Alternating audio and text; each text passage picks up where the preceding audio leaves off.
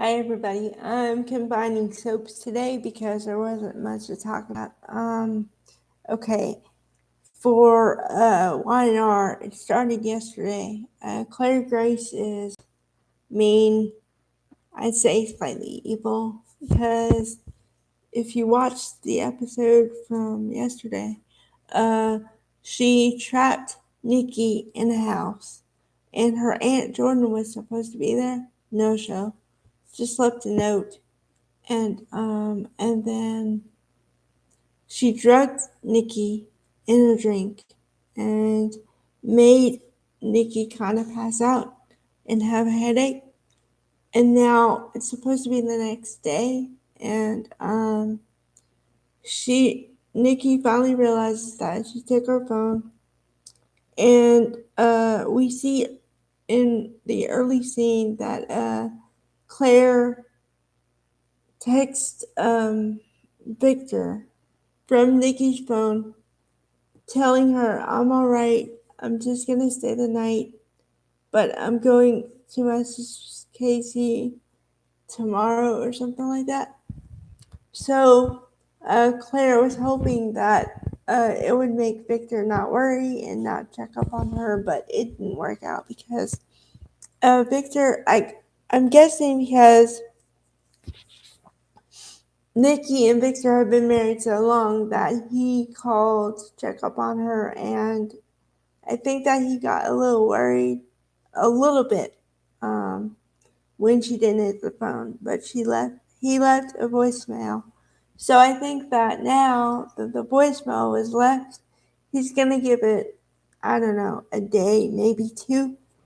And if she doesn't call back or say something, then he'll really start to worry. And with Victor Newman, he has money, so he can have a search team out looking for her within, I don't know, a couple of hours and say, this is top priority, my wife is missing, that kind of thing.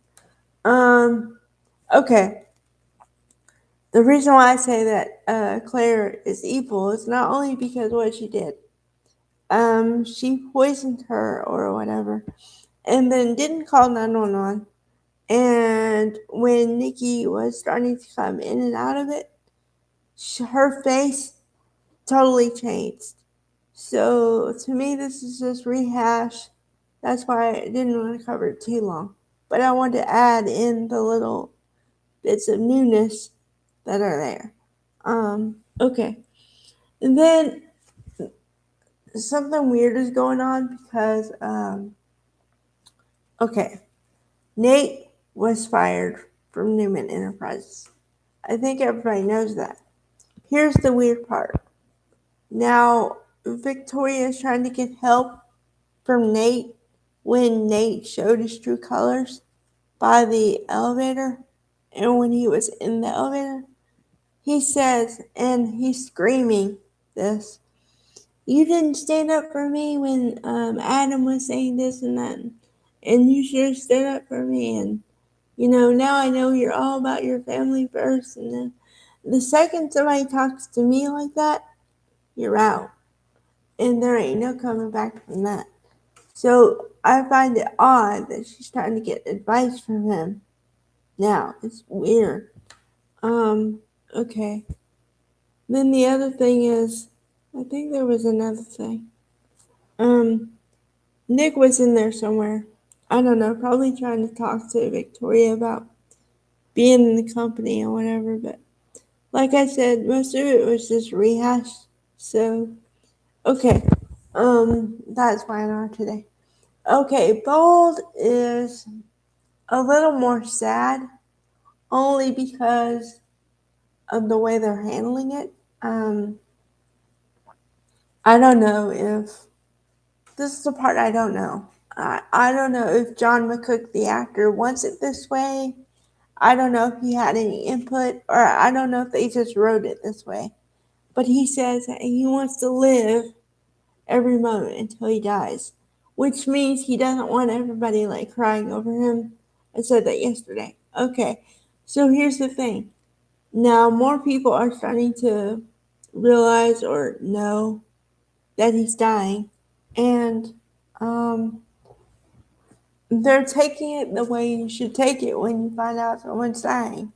But now Katie, played by the wonderful Heather Tom, is telling everybody, well, if that's what he wants, then we have to acknowledge his wishes and treat him like any other day and just enjoy every moment we get. So I don't know. I like it, I guess. I just still want more family from his side. Like, where's all the kids? And also, I forgot to put this in here yesterday, but somebody did mention the fact that Bridget, his child, is a doctor. So why hasn't anyone consulted her?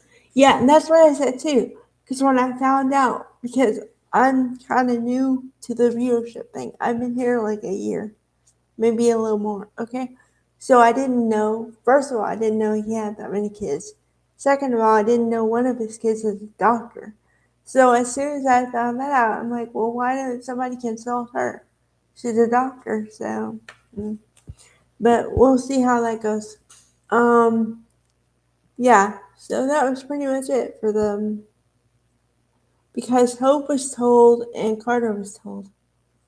And Carter was told because he said, well, everybody knows you won the fashion showdown. So why are you lying to Eric? What's the deal? And then he was finally told. Then Hope was told by Brooke. Um, so yeah, I think more and more people know.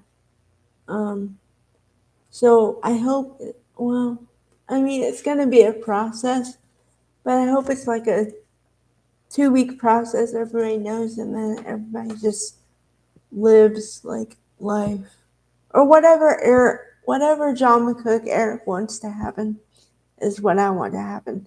Now that still doesn't mean I want him to die, but I gotta go where the story takes me. So, okay, bye guys.